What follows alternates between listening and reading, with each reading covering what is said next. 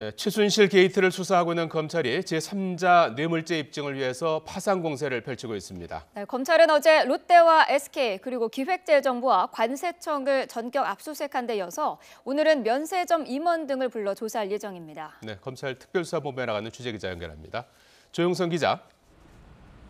네, 서울중앙지방검찰청에 나와 있습니다. 예, 어제 아침에는 압수수색이 있었는데요. 오늘 소환이 이루어지게 되는데 소환되는 면세점 관계자는 누굽니까?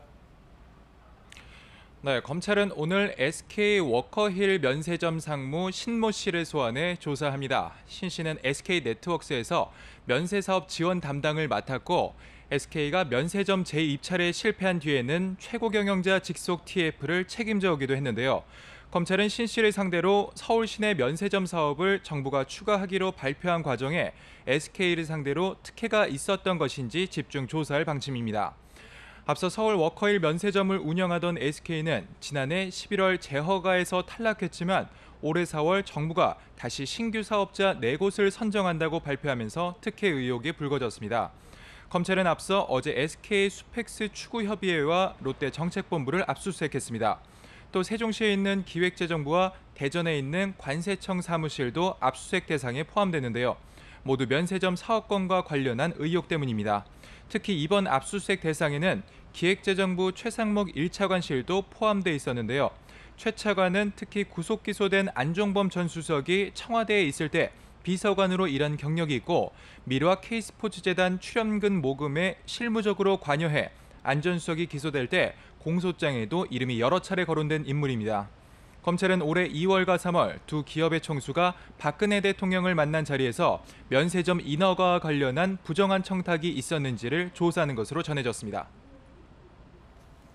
네, 그런데 어제 압수수색 때 영장에 뇌물 혐의가 처음으로 적시됐다면서요. 네, 그렇습니다. 어제 SK와 롯데그룹에 대한 압수수색 영장에는 최순실 씨와 안종범 전 청와대 수석의 특가법상 뇌물 혐의가 처음으로 적시된 것으로 확인됐습니다. 아직 입증할 게 남긴 했지만 박근혜 대통령에게도 뇌물 혐의가 적용될 가능성이 커졌다는 의미입니다. 특히 검찰은 면세점 추가 선정 과정에 주목하고 있습니다. 박 대통령이 올해 2월과 3월 최태원 SK 회장과 신동빈 롯데그룹 회장을 따로 만나서 각각 80억 원과 75억 원의 추가 지원을 요청한 정황이 포착됐습니다. 이후 롯데는 70억 원을 K스포츠재단에 입금했다가 압수수색을 당하기 바로 전에 돌려받았고 SK는 사업에 실체가 없다며 지원을 거절했습니다. 검찰은 독대 이후인 4월 관세청이 면세점 사업자를 추가로 선정하겠다고 결정한 점에 주목하고 대가성 여부를 집중 조사하고 있습니다. 정리하자면 두 기업이 추가 지원을 대가로 면세점 신규 사업자 선정에 도움을 받는 구조였는지 의심받고 있는 것입니다.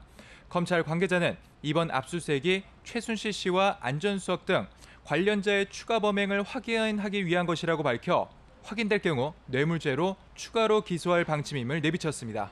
지금까지 서울중앙지방검찰청에서 YTN 조용성입니다.